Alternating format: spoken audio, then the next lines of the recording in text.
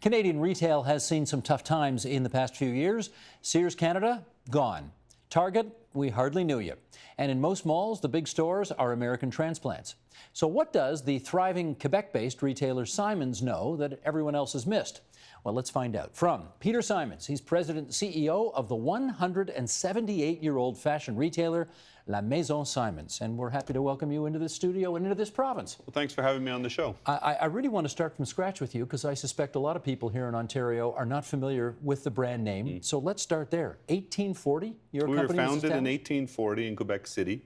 I think we're Canada's oldest privately owned family business. And my brother and I are the fifth generation.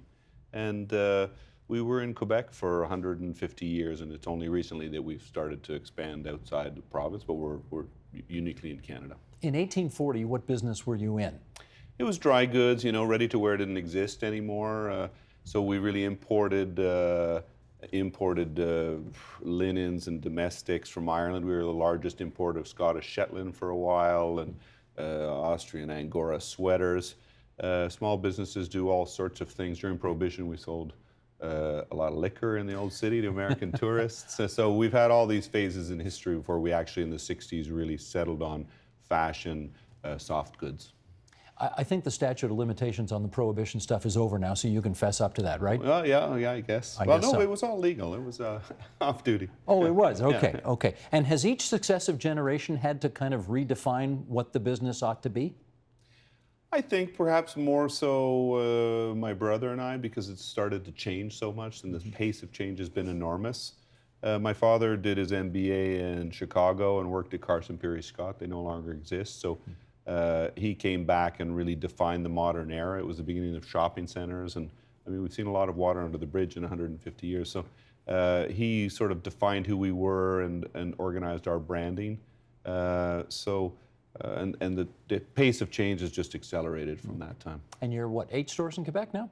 We're 9 stores in Quebec. 9 stores in Quebec. And your first expansion outside Quebec was how long ago? In 2011.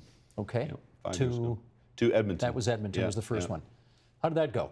It was great. It was a great experience, a great building. We spent a lot of time designing our stores. It's a big process. Everyone's unique. Each store is unique around the country.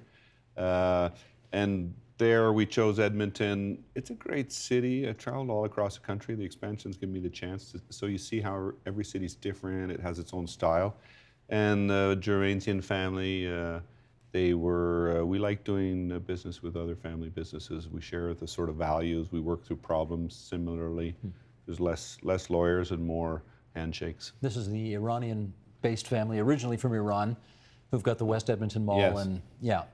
Now, I mean, I guess the obvious follow-up question is, once you decide you want to go outside Quebec for the first time, you know, Edmonton's a long way away. You've got Ontario, you've got the biggest market in the country right next door. Why did you not go there first?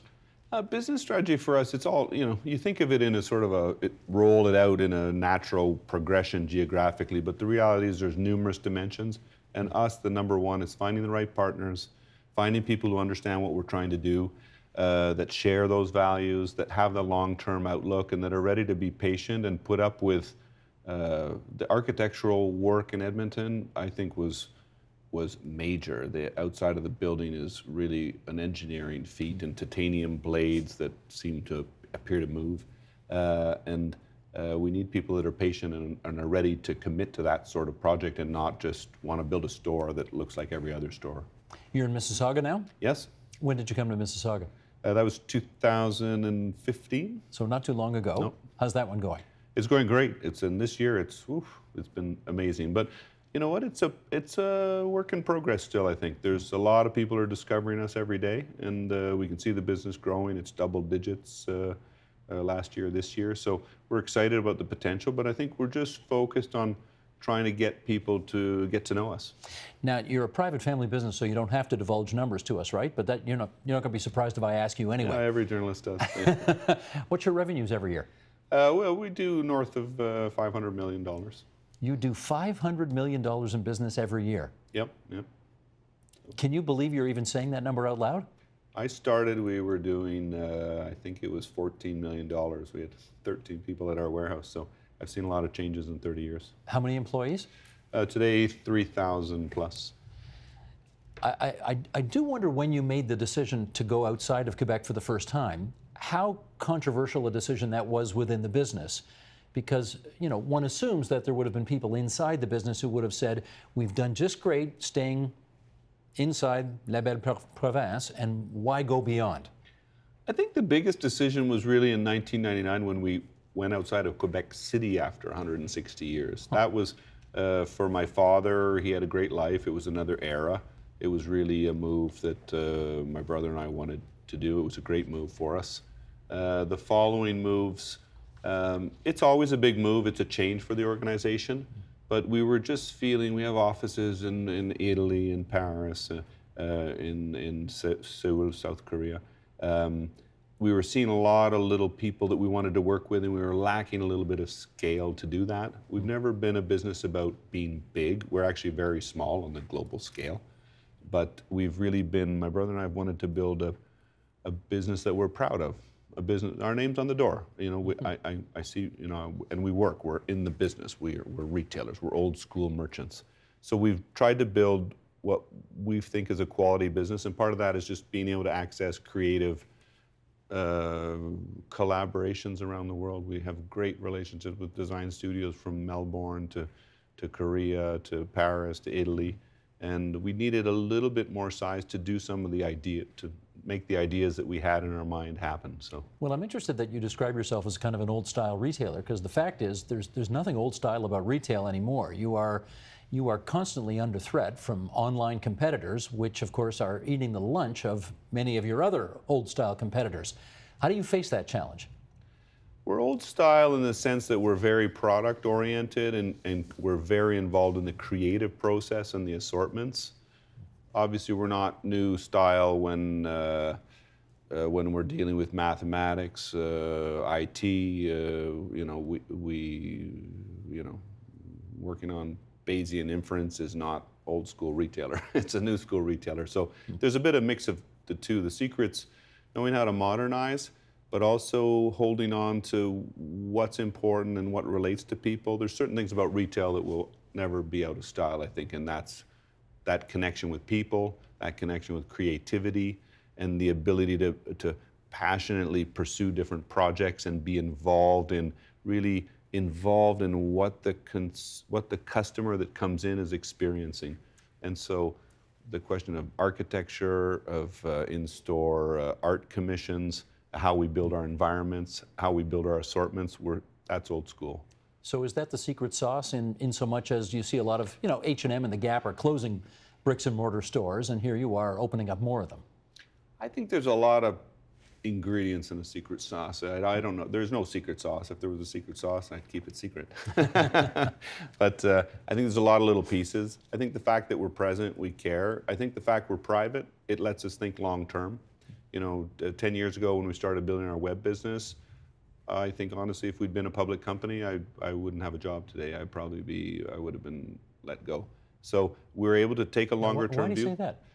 Well, building a web business, a world-class web business, is a very difficult, expensive process, and it costs a lot of money and a lot of investment. You have to build up the human resources and the knowledge and how to deal with it. And it weighed very heavily, but we felt that we needed to build that to be a modern retailer. And so we did, in a sense, suffer and sacrifice to build that e-commerce platform, which today is one of the top 10 in Canada. And what percentage of your business comes from that on? This year it'll break through about 20% or more. 20%. Yeah. What do you want it to be? I don't want it I still love the stores. I love the stores because that's where you meet people face to face. I mean, I love e-commerce. It's growing exponentially for us right now, but I love stores because I love architecture, I love design, but more particularly, I think one of our strengths are the people we have. Everyone says it, but we spend a lot of time trying to find the right people and trying to really give the service, and that's why I love stores, because if you're in retail, what's old school is you have to love meeting people, you have to love serving people. We're not looking for people who have experience in retail. I'd rather have someone who has experience donating their time to charitable organizations, because I think it shows that profound, deep desire to serve others and to be of service. Can we find out more about this distribution center that you've just agreed to build? This is... Yes, we announced it this week. We've yeah. been working on it for 2 weeks. It's fundamentally a 500,000 square foot facility that will be state-of-the-art automation and robotics. Where? In Quebec City. We purchased a piece of land there. It is a big move for us. What's the total nut on the thing? 215 million about. 215 million. Today, the software, the automation, it's critical. You know, we're at a point, especially in Quebec City, where we're seeing unemployment rates like we haven't seen in I'm talking low. Yeah. There's fundamentally full employment. The role of the entrepreneur, I think, today is it's got to be revolved around productivity, and the responsibility is really to make sure you have the vision and the forward-lookingness to offer to people the tools they need. And in the old days, the tools, you could maybe even think of them yourself. But today, the tools people need are high-level mathematics, advanced robotics. They need the computer interfaces. That's the way you can compete against some of the bigger players and without just being big. Being big's not very interesting. I'd rather be smart. It's about working smart, and it's about creating quality jobs. Presumably part of that working smart was managing to convince the government of Quebec to loan you $80 million towards this project? It's an investment. You know, if we hadn't have made it, I would have had to go outside. We looked at a lot of opportunities. I don't think the choice, the whole ecosystem in Quebec of equity that we gave up and the loan, it wasn't the cheapest route. But we really felt strongly we wanted to hold on to find some partners who had that long-term thinking and that were able to build something for the long term. I think we made the right choice. Time will tell. It wasn't the cheapest choice, the least expensive, but the important thing is that we're working on the project. I think it's structural in terms of e-commerce capacity. It will be state-of-the-art in North America, and we're talking about logarithmic gains in productivity. Yeah, I think I saw something about how many, 15,000 transactions per hour. Per hour you can do at this place? But we have 450 people working at this distribution center. We have another 200 in our e-commerce facility. We run 4 or 5 photo studios every day of the week. So I think I'm excited about it, but it's a big stretch for us. Mm-hmm. You've got, I know when I go buy a t-shirt, it probably costs $25, $30, $35, because there's probably some sports logo on it, which is why it costs so much. You got a lot of $9.99 t-shirts at your place. How do you do them for so low? Right now we're at the end of fashion runs. We are lowering prices, but we really do mid to high range. We have, we have Paul Smith, we have Play, we've got a lot of designer wear, but we have our own private label that we source around the world. We have offices in the Middle East, but we have offices in Italy, in Korea, in Paris, and we really have always traveled and tried to bring the best back to our stores here in Canada. Well, you're in China too, obviously, yeah, right? So you're buying stuff today in China. with the lower cost stuff. Lower cost. There's a movement back a little bit to Canada. I wish there was more. Some of the skill sets have been lost here, I think, from when I started 30 years ago. But there is an interest more in local production that's growing. So I'm excited about that. But obviously, there's a big portion of what we do. How aware are you of the working conditions in the factories that make the stuff that you bring in here? We visit every single factory, and we stay out of a lot of factories, and we stay out of a lot of places because we're not confident. So we audit every factory that we work with every year. We follow a really even the ones in China? In China, everywhere in the world, particularly in the Middle East. We don't audit an American factory in New York because we think there's not a problem there. Right. How about the textile factories? Textile factory. The question is, as you go down the chain, right. We'll audit our production factories, and we'll go back into textile production at certain points. But then you get to the thread factory, the button factory. So that's the issue. And how much do we go back in the chain of production? And what's the answer? The answer is we don't go back to primary goods. And that's something that we're working on. Our larger size, I think, will allow us to make those efforts and have a better understanding of that. I mean, obviously, Joe Fresh found out the hard way that if you're not careful about how far down the line you know about what's going on in your name, you can run into trouble. Do you worry about that? Sure, I worry about it. You know what? We follow a UN policy and a number of different policies we put together to set our standards. I remember the Joe Fresh question clearly. You know, I woke up that morning and I asked myself, what is our position on structural integrity for the buildings? Well, they don't talk about that in the UNESCO policy, surprisingly enough. So I was surprised. You know what we did? We dispatched a team of engineers out of London. They visited every single factory that we work with, inspected the electrical system, the structural systems, and we just wanted to have peace of mind. So we're really making an effort to work on that, but it's a continual effort. I'm trying to remember now. It was India, wasn't it, where they had? I think it was Bangladesh. Oh, Bangladesh, yes. Myanmar. Yeah, Sorry. Myanmar.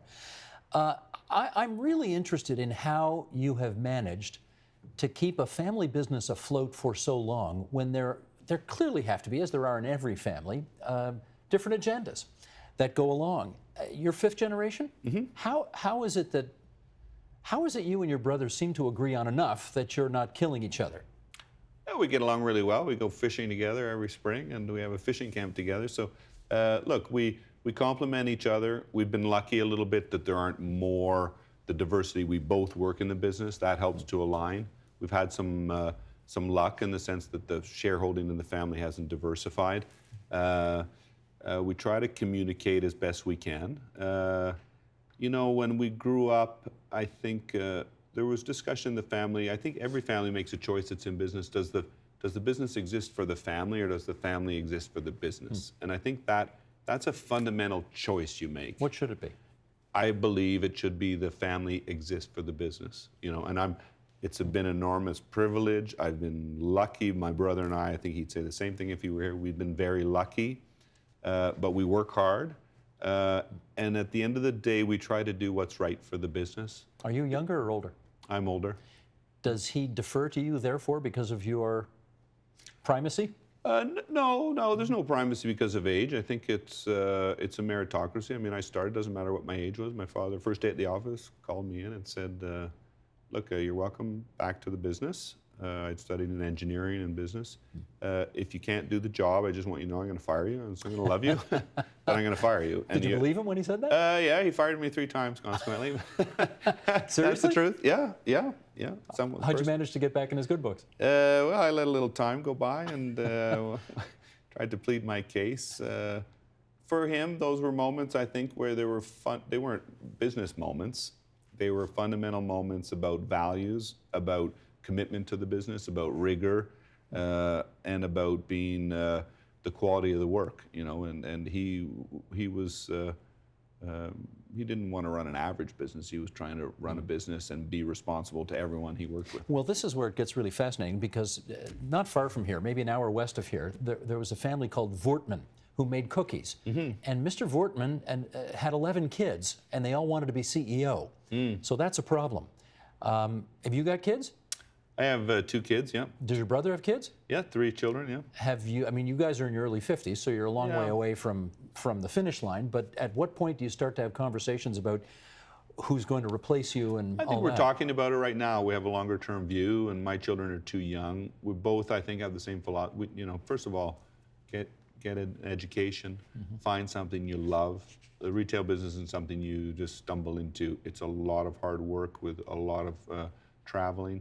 And it's a lot of responsibility. So the desire has to be there before. Do you see it in any of your offspring right now? There's interest, and then from interest comes competency. You have to be open to learning. You have to want to build it. It's all has to be based around a great education today, because a retailer's day isn't just looking at purchasing today. I mean, yesterday I spent my time with 2 mathematicians, graphic artists. I think you need a foundation in understanding graphic arts, the arts. You need to understand machine learning. If you don't know what Bayesian inference is or naive Bayesian is today, I don't think you can really oversee a retail IT team. I have no idea what that means, but then again, I'm not going to stay in the TV I'm not going to be the next CEO of La Maison Simons. So my point is there's a diversity of skill sets today that are necessary, I think, to bring it all together in terms of IT. Let me ask you one last question, which is you've told us this is a $500 million a year business. What do you want it to be? I want it to be a place that my brother and I are proud that we built. I want it to be a quality community. I want it to be a place where people would work, and when they decide to leave or take their retirement, I cross them in the street and we feel that we did something worthwhile together. Do you have a number in mind, though? It's not about numbers. Numbers don't motivate anyone. It's always about, that's the sign of our era. I think it's about the relationship you have with other people. Ultimately, everything. A number. No one does anything for a number. At least I don't think you should. That's not in our family values. I think I don't have a goal. I have a goal of being proud for a whole bunch of reasons of what we built and what we did. And I won't remember a number, and no one will remember me for a number. But I think I'll be proud of some of the things we did. We're launching a piece of artwork by Douglas Copeland that we worked on for 4 years. I think we'll be proud of some of the architecture we built. I'll certainly be proud if I had a moment where I treated people with respect and dignity, and I showed them that there's a lot of pride to serving others well. That answer probably explains why you guys have been so successful for so many generations. Peter Simons, President, CEO, La Maison Simons. Really good of you to join us at TVO tonight. Thank you. Thanks for your interest. The Agenda with Steve Bacon is brought to you by the Chartered Professional Accountants of Ontario, helping businesses stay on the right side of change with strategic thinking, insightful decisions, and business leadership. Are you on the right side of change? Ask an Ontario CPA.